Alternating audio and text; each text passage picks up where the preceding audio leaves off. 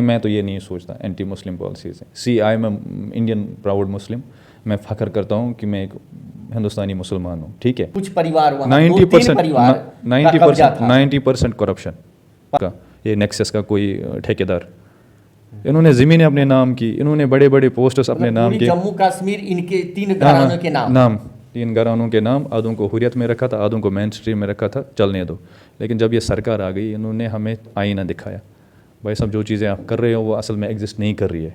और पहले होता था कि वो खून की नदियाँ बहेंगी, 70 सारा हुआ खून की नहीं, कुछ नहीं था, जब था ही नहीं, क्योंकि लोगों को ऑलरेडी अवेयर किया था। कुछ 1-2 लोग जो ऑलरेडी बीजेपी के हित में आए थे, वहाँ की लोकल पार्टीज़, उन्होंने ऑलरेडी लोगों को, जो अपने वर्कर्स, उनको समझाया था।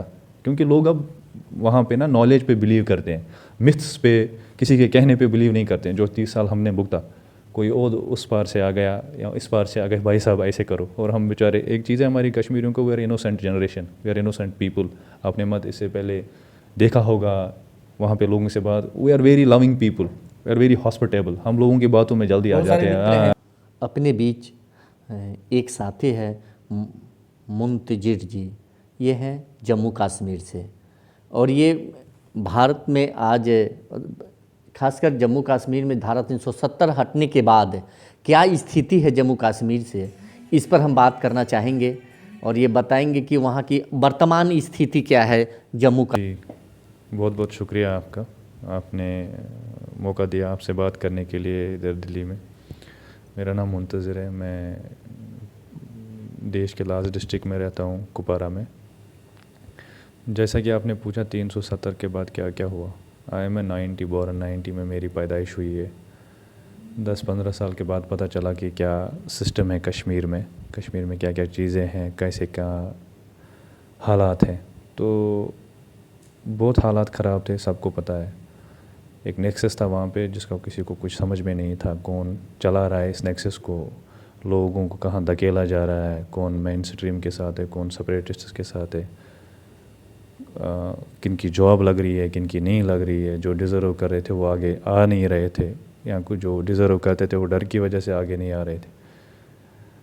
सेंटर में जब से ये जो प्रेजेंट गवर्नमेंट है, हुकूमत है, इन लोगों ने वो 3 साल का जो नेक्सस वहाँ पे ओपन कर दिया, मैं ये बोलूँगा, ये मेरा विचार है और मेरी एक एनालिसिस भी है पर्सनल लेवल पे, क्योंकि मैं एक ऐसे मिशन के साथ जुड़ा हुआ हूँ, स्किल इंडिया मिशन के साथ। हमारी कंपनी है, स्किल डेवलपमेंट में हम काम कर रहे हैं। उससे पहले मैं जॉब कर रहा था 2011 से। लोग आगे आना चाहते हैं, हर एक शोबे में स्ट्रीमलाइन होना चाहते हैं, देश का हर एक बेनिफिट अवेल करना चाहते हैं, हर एक पॉजिटिव वे में और हर एक हलाल वे में, ये सारी चीज़ें अवेल करना चाहते हैं। लेकिन एक बैरियर रखा हुआ था वहाँ पे, जो अब तो नहीं है बैरियर, अब तो रखा हुआ था। जी जी। जब वो ये इस्टेब्लिशमेंट आई, इन्होंने एनालिसिस की, मुझे लगता है पहले 3-4 साल की, लोगों को ग्रास रूट लेवल पे लोग असल में चाहते क्या है यहाँ पे, वहाँ की मूल समस्या क्या है। हाँ, हलमूट समस्या क्या। अब ये पूरा नेक्सस इन्होंने देख लिया, इन्होंने तो सोचा 90% लोग तो बेचारे है ही नहीं, इनको तो धकेला गया है हर एक चीज़ में, सेपरेटिज़म में, मिलिटेंसी में, उसमें इसमें। कुछ लोगों ने, जैसे वहाँ पे वो डायनास्टिस थे दोनों साइड से, सेपरेटिस्ट्स में भी और मेन स्ट्रीम में भी, 90% लोगों को बेवकूफ़ बना के रखा था।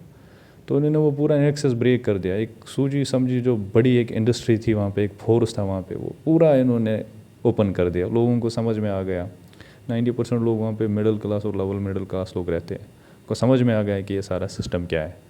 अब बच्चे आगे आ रहे हैं कॉलेज में, जॉब्स में, अब दिल्ली में देखो, मुंबई में देखो, बेंगलोर में देखो, और 370 में, हाँ अब देखिए ना, 370 में इन्होंने रखा ही क्या था, कोई 1-2 क्लास है वहाँ पे, बाकी तो उन्होंने खुद तोड़े थे जो वहाँ पे के डायनास्टिस है।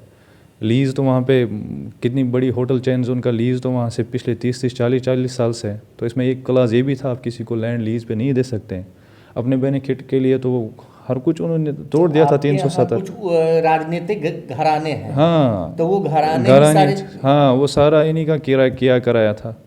तो लोगों को, कुछ बेचारों को पता ही नहीं था, लोगों को बोला था, आवाज़ उठा रहे हैं हाँ कि वही, कश्मीर के लोगों का शोषण हो रहा है। हाँ, शोषण हो रहा है, 370 हट गया। भाई साहब 370 में आप लोगों ने रखा ही क्या था? आपने तो पूरे जंगलात अपने नाम करके रखे हैं, आपने तो पहाड़ियाँ तक, हद है कि अपनी पहाड़ियाँ तक, जहाँ जहाँ पे होटल बने हैं, मिल्स में इनका शेयर है, सीमेंट फैक्ट्रीज़ में उनके शेयर्स हैं। आप देखिए ना, इनके पास रिकॉर्ड्स पड़े हैं अभी, जो प्रेजेंट गवर्नमेंट है, प्रेजेंट इस्टेब्लिशमेंट्स है।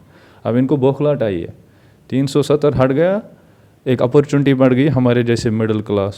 ये आपको हर कोई आगे बोलेगा, ज़रूरी नहीं है मुझे एक मौका मिला आपसे इंटरव्यू करने का यहाँ दिल्ली में, आप कश्मीर आइए, हर कोई आपको यही बोलेगा।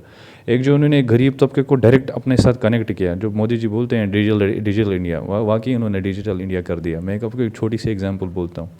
DBT सिस्टम आपने सुना होगा, डायरेक्ट बेनिफिशियरी ट्रांसफ़र, क्योंकि हम स्किल इंडिया मिशन के साथ है। इतना स्ट्रीमलाइन सिस्टम है, बच्चे को हम रजिस्टर करते हैं 3 जगह उसकी वेरिफिकेशन होती है उसके अकाउंट की ऑनलाइन।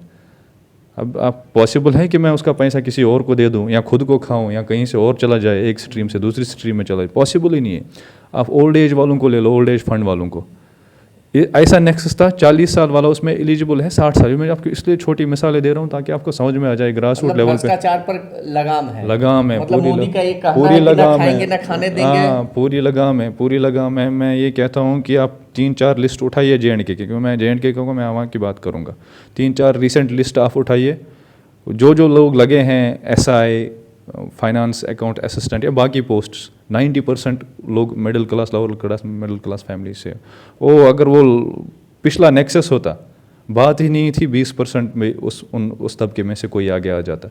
ये पूरा जो जेन्युइन हायरिंग हुई है, deserving candidate is getting deserved seat. मतलब मोदी जी की जो सोच रही 70 हटाने के बिल्कुल, बाद इट इज पब्लिक तक पहुंचने के लिए, ये सीधे बेनिफिट करती हैं पहले ग्रास रूट लेवल पे जो गरीब लोग हैं, आम लोग हैं, सीधे जम्मू उन्हीं को। कश्मीर के जो आम लोग क्या सोच रहे हैं? आम लोग ये सोच रहे हैं कि ये कंटिन्यू में ये लोग सत्ता में रहे, जो जिनके साथ मैं उठता बैठता हूँ, कोई लोग अपोज भी करेंगे, ये सत्ता में रहे, गरीबों का विकास सच में हो गया, सच में हो गया, क्योंकि we I belong to middle class family also. और पहले जो वहाँ के नौकरी में बाकी हर चीज़ों में कुछ परिवार, वहाँ 2-3 परिवार का कब्जा था। 90% करप्शन पहले I can prove it. Even every local citizen of JNK, देश का जो वहाँ पे नागरिक है अपने JNK का, एक आम आदमी आपको प्रूव करके देख सकते हैं। अपनी बगल में कोई होगा उसका, ये नेक्सस का कोई ठेकेदार, इन्होंने ज़मीनें अपने नाम की, इन्होंने बड़े बड़े पोस्टर्स अपने नाम के। जम्मू कश्मीर इनके 3 घरानों के नाम 3 घरानों के नाम, आधों को हुर्रियत में रखा था, आधों को मेन स्ट्रीम में रखा था, चलने दो। लेकिन जब ये सरकार आ गई, इन्होंने हमें आईना दिखाया, भाई सब जो चीज़ें आप कर रहे हो वो असल में एग्जिस्ट नहीं कर रही है। और पहले होता था कि वो खून की नदियाँ बहेंगी, 70 हटेगी, खून की नहीं, कुछ नहीं था, जब था ही नहीं, क्योंकि लोगों को ऑलरेडी अवेयर किया था। कुछ 1-2 लोग जो ऑलरेडी BJP के हित में आए थे, वहाँ के लोकल पार्टीज़, उन्होंने ऑलरेडी लोगों को, जो अपने वर्कर्स, उनको समझाया था। क्योंकि लोग अब वहाँ पे ना नॉलेज पे बिलीव करते हैं, मिथ्स पे, किसी के कहने पे बिलीव नहीं करते हैं। जो 30 साल हमने भुगता, कोई और उस पार से आ गया या इस पार से आ गए, भाई साहब ऐसे करो, और हम बेचारे, एक चीज़ है हमारी कश्मीरियों को, we are innocent generation, we are innocent people.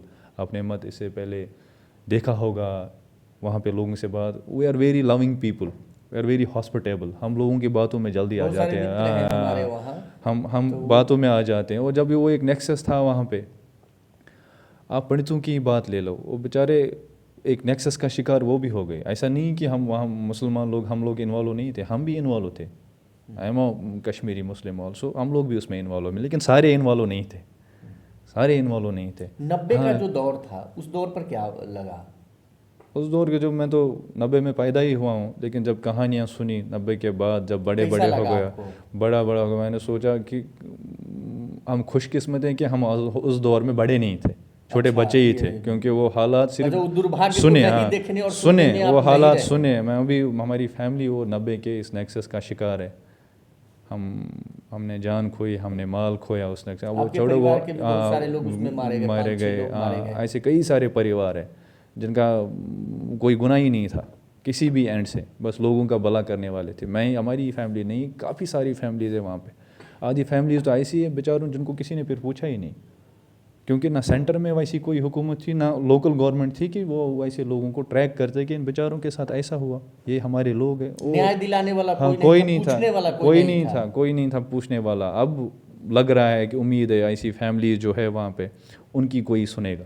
अब कोई उम्मीद है, मैं आपको फैक्ट्स बता रहा हूँ कि वहाँ के लोग, हमारी फैमिली नहीं है, ऐसी हज़ारों फैमिलीज़ और जिनका बेचारों का, उनकी फैमिलीज़, उनके बच्चों का एड्रेस तक नहीं रहा।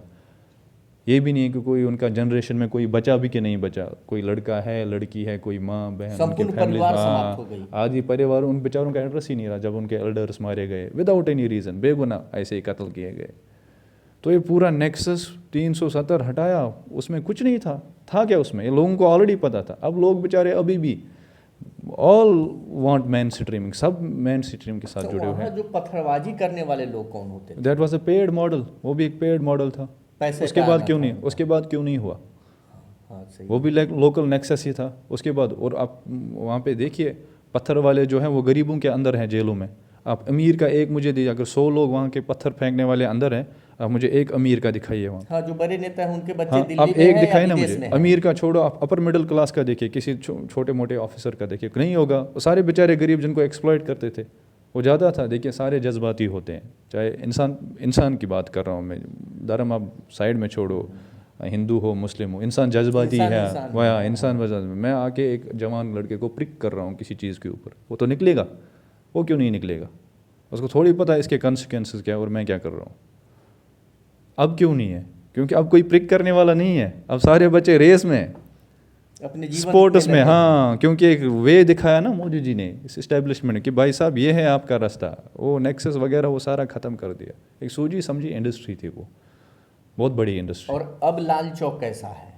तब का लाल चौक कैसा में था आज और अभी लाल चौक शाम कैसा को है? ऐसे अभी हम गए थे, मेरे फ्रेंड्स, आई स्वेयर, मैं मतलब यकीन नहीं करोगे आप, मुझे लग रहा था कि मैं सीपी में बैठा हूँ। इवन मेरे फ्रेंड्स भी साथ में थे, सच में लग रहा था। ऐसी चीज़ों से लगती है ना डेवलपमेंट। आप पैसा ला रहे हो सेंटर से या गवर्नमेंट से ला रहे हो, इधर लाइट लगा रहे हो, उधर ला रहे हो, अच्छी वाली लाइट, ये छोटी छोटी चीज़ें मायने रखती हैं। हम बोलते हैं कि लाइट लगाने से क्या होगा, फिर क्यों नहीं थी इससे पहले? इससे पहले भी तो पैसा आता था। अब ये टाइल लगाने से क्या हुआ? क्यों? टाइल तो साफ़ सुथरी है, मैगडम से तो अच्छी है ना। टाइल अगर आती है हाई फाई टाइल, आप रोड पे लगाते हो स्ट्रीट पे, ये चीज़ें मानी रखती है, बिल्कुल रखती है मानी। लाल चौक में बैठ के आपको शाम को लगेगा आप सीपी में बैठे, मैं ही नहीं, आपको पूरा कश्मीर बोलेगा। और जो लाल चौक में शाम को टूरिस्ट होते हैं, ज़्यादा टूरिस्ट नहीं आते, कश्मीरी जाते हैं लाल चौक में। बहुत चेंज आ रही है स्मार्ट सिटी प्रोग्राम्स में। अभी आप देखिए ना, हम कितने पीछे रखे थे इन्होंने, कब से यहाँ पे इलेक्ट्रिक बसेस चल रही है। ये चीज़ें भी छोटी छोटी, इसलिए मैं बोल रहा हूँ कि ये चीज़ें हम मिडिल क्लास और लोअर क्लास लोगों के लिए कनेक्टेड है ना। क्योंकि बड़ा जो है अपर मिडिल क्लास और रिच आदमी जो है कश्मीर का, वो तब भी अपनी फॉर्चूनर में, रेंज रोवर में घूमता था, आज भी उसी में घूम रहा है। तो हम ठहरे छोटी बसेस में चढ़ने वाले, छोटी जो सोमो हमारी गाड़ियाँ होती है कैब्स, उसमें चढ़ने वाले। तो हमारे लिए आज स्मार्ट सिटी की बसेस चंडीगढ़ दिल्ली में 20 साल 30 साल से चल रही है, हमारे वहाँ क्यों नहीं थी? क्योंकि उनको रखना है पीछे, इनको एक साथ सारी फैसिलिटीज़ नहीं दे सकते हैं। अगर एक साथ इनको सारी फैसिलिटीज़ दी हमने, ये तो एम्पावर हो जाएंगे हर एक साइड से। क्योंकि एक सोची समझी साजिश थी ना ये, जैसे आप एक मिडिल क्लास को एम्पावर कर रहे हैं, उसको हर एक फैसिलिटी आप एक साथ दे रहे हो, तो अगला वोट किस चीज़ पे उसको लोगे? जब मुद्दा खत्म हो जाएगा। मुद्दा खत्म हो जाएगा ना, जब आपको 2 ही साल में उसको सारी फैसिलिटीज़ दे रहे हो।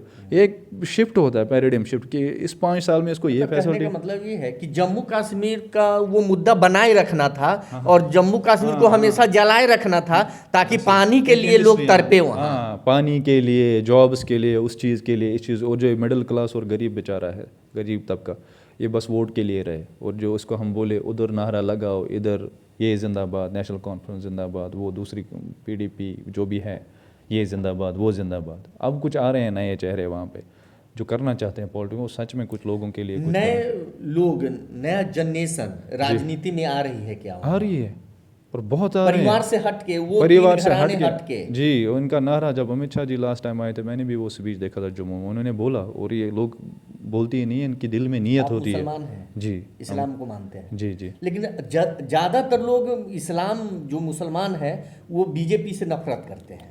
वो क्या सोच है? वो क्यों? उनमें क्या भरा जाता है ऐसा कुछ? वो तो मैं नहीं बोल सकता। बीजेपी लोग ये सोचते हैं शायद एंटी मुस्लिम पॉलिसीज़ हैं। आप क्या महसूस करते हैं? नहीं, मैं तो ये नहीं सोचता एंटी मुस्लिम पॉलिसीज़ हैं। सी आई एम इंडियन प्राउड मुस्लिम, मैं फ़ख्र करता हूँ कि मैं एक हिंदुस्तानी मुसलमान हूँ, ठीक है। तो ज़बरदस्ती नहीं है कोई किसी की कि आप धर्म बदलो, आप ये करो, है ही नहीं। It's a democratic country. I feel proud कि I am an Indian Muslim. फिर आप वो स्टेटमेंट पास करो, ये स्टेटमेंट पास करो, फिर तो फ्लॉज तो कांग्रेस में भी है, जो देश की बड़ी सेंटर में। मैं एग्जांपल दे रहा हूँ, I am not a politician, मैं कोई पॉलिटिशियन नहीं हूँ, कोई सोशल एक्टिविस्ट नहीं हूँ। हम जैसे मिडिल क्लास एंटरप्रेन्योर कोशिश कर रहा हूँ अपने एंड से कि लोगों को फ़ायदा मिले। स्किल डेवलपमेंट ट्रेनिंग्स में एंटरप्रेन्योरशिप प्रोग्राम्स कराते हैं हम, मैं भी उसका एक अदना सा सिपाही हूँ, समझो आप। एक भारत और पाकिस्तान का खुला हुआ बॉर्डर जी, और उसका सबसे ज़्यादा नुकसान जम्मू कश्मीर को हुआ। सही बात है। सबसे ज़्यादा नुकसान तो हमने भुगता। आप उनकी हालत देखिए ना आप। अब आज लोगों का पाकिस्तान का क्या स्थिति है? आप खुद देखिए, सारा देश जानता है, दुनिया जानती है। पूरी दुनिया जानती है। देखिए, देखो, लीडर हमारा हो, लीडर उनका हो, ठीक है, वो आप साइड में रखिए। उनको ऊपर वाले ने पहली बार कोई ऐसा नेक लीडर दिया था जो लोगों का सोचता हो। आप देखिए ना उसकी हालत। अब वो हमारी हालत क्या करते, ये सीधे वो तो कहते हैं कि हमको जम्मू कश्मीर दे दो, हम इसको बनाएंगे। अरे नहीं, उससे अच्छा है कि हम पैदा ही ना हुए होते, उनके साथ चले जाए। इससे बड़ी बात मैं और क्या कहूँ आपको। वो बदकिस्मत कौम होगी, बदकिस्मत लोग होंगे जो उनके साथ जाएंगे। मानते हैं आप? मानते क्या है, मानते हैं, जानते हैं, सब कुछ मानते हैं, दिल जान से मानते हैं। ऐसे फिर तो जीना ही, मतलब मैं बोलता हूँ फिर जीना ही छोड़ दो। कहीं ऐसा ना, ऐसी मतलब बोलते हैं ना, वो बदकिस्मती होगी इंसान की जो उधर जाएगा। अगर वहाँ के प्रधानमंत्री कोई एक अच्छे होंगे तो उनके किन का नाम लेंगे आप? इमरान खान। अच्छे हैं हाँ, इमरान वो? खान। क्या वहाँ की जनता को भारत के प्रति और उस देश के प्रति क्या बताते हैं वो? कहाँ? पाकिस्तान के जनता आवाम को वो क्या बताते हैं कि उनका देश कैसा होना चाहिए ना? देखिए, आपने देखी मोदी जी, मुझे लगता है, और इमरान खान एक ही पेज पे थे कि गरीबी ख़त्म करो। और जहाँ तक मेरी एनालिसिस है, मैं पढ़ता भी हूँ, बुक्स पढ़ता हूँ, बड़े बड़े कॉलम निगार्स के कॉलम्स पढ़ता हूँ, फॉलो करता हूँ ये सारी चीज़ें। पूरा ये वर्ल्ड का जो सिनेरियो, पॉलिटिकल सिनेरियो, बचपन से फॉलो करता हूँ। एक कीड़ा है अंदर। मुझे लगता है अगर साउथ एशिया को वाकई में ऊपर उठाना है, और यूरोप के इस नेक्सस से, यूएस के इस नेक्सस से, ओपनली बोल रहा हूँ मैं, खुद साउथ एशिया एक अपना ऊपर उठे, मोदी जी पहल करेंगे, ये बहुत आगे जाएगा। इमरान खान भी उसी, मुझे लगता है उसी आइडियोलॉजी के हैं, एक खालिस लीडर हैं। क्योंकि जब आप अपने लोगों को उठाओगे ना, वही आपके देश को उठाएंगे। जब आप एक ख़ानदान बैठा आपका सेंटर में, ठीक है, और अपने इतने बड़े देश में अपनी कंट्री की बात करेंगे, हर एक स्टेट में आपने एक एक ख़ानदान खड़ा करके रखा था। क्योंकि एक आइडियोलॉजी है, दो इमरान आइडियोलॉजी खान विकास की तरफ चल रहे थे, वो चल रहे थे सबको। जनता का हाँ, आप प्यार भी देखिए ना, उनको मिल रहा हमने था। यहाँ पे मोदी जी ने गोल्डन कार्ड का वो कर दिया। आप देखिए ना, लोग कितनी दुआएं देते हैं। आपकी 1.5 लाख की सर्जरी हार्ट की फ्री होती है। आप आइए ना एक बारी कश्मीर, आप ऐसे ही रैंडमली किसी हॉस्पिटल में जाइए, लोग ऐसे हाथ उठा के दुआ देते हैं मोदी जी को कि दोबारा आने चाहिए। अब हमारे जैसा गरीब कोई 1.5 लाख की उसकी सर्जरी है हार्ट की, उसको स्टंट डालने पड़ते हैं, और कुछ भी जो मेजर सर्जरी में आते हैं, वो 1.5 लाख उसको दे रही है गवर्नमेंट।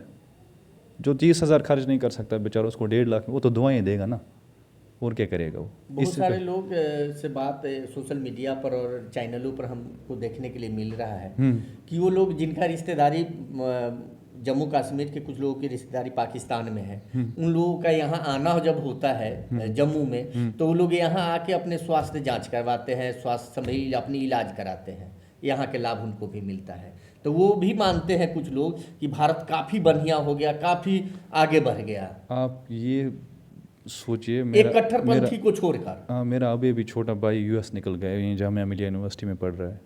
वो यार मिडिल क्लास में, पहले भी बोल रहे, इससे पहले स्कॉलरशिप्स आती थी ना सेंटर में भी, मैं कश्मीर की बात नहीं कर रहा हूँ, ये कहीं पता ही नहीं चलता था कि स्कॉलरशिप किस कंट्री से कहाँ पे आ गई।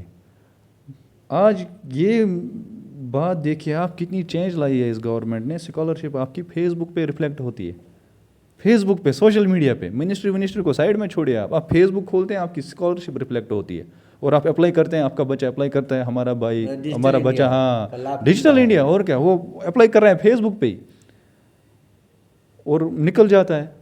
और मेरे भाई ने भी जो सीट निकाली है यूएस में, उसमें 1 लाख रुपए, 1 करोड़ रुपए उसमें फ़ी है। अगर वो वैसे जाता पेड मॉडल पे, 1 करोड़ रुपए, एक तो उसको फ्री स्कॉलरशिप मिल गई 100%, और उसको ऊपर से वो पीएचडी, 100%? हाँ 100% उसको पीएचडी में एडमिशन मिल फिर गया। तो वहाँ तो धर्म की बात खत्म हो गई। 100%। कुछ लोग बताते हैं कि धार्मिक मामला में तो यहाँ तो धर्म की बात खत्म हो गई, ऐसे वो कई तो देश सारे की, राष्ट्र की पिछले बात हो गई। 3-4 साल में मैं आपको कैंडिडेट्स का पर्सनली जानूँ, क्योंकि I am involve in this education skill development thing. I have huge connections, hotel industry के साथ मैं कनेक्ट हूँ। ये हायरिंग का मेरा मेन रोल है इसमें, अपनी कंपनी में भी, और लोगों को जानता हूँ, लाइजनिंग है बहुत सारी कंसल्टेंसीज के साथ। ऐसे कई सारे बच्चे हैं जो दिल्ली में बैठ के, बेंगलोर में बैठ के, कश्मीर के बैठ में पढ़ाई कर रहे हैं और फ्री स्कॉलरशिप पे पहुंच जाते थे। इससे पहले पॉसिबल नहीं था। अब देखिए ना, मैं अपनी एनालिसिस नहीं बोल रहा हूँ, because I am been involve in these things to analyze things, जांच करना, पढ़ना कहाँ से क्या हो रहा है, सोशल मीडिया को एनालाइज करना, लोग कहाँ से कहाँ पहुँच गए। हम मिडिल क्लास फैमिली है, मेरे भाई की औकात नहीं थी, हमारे भाई की औकात में अपने भाई को US भेजता पढ़ने के लिए, दिल्ली जामिया मिलिया में, फिर जामिया में हमदर्द में उसने बीटेक किया, उधर डिप्लोमा किया जामिया मिलिया में, यहीं से निकल गया।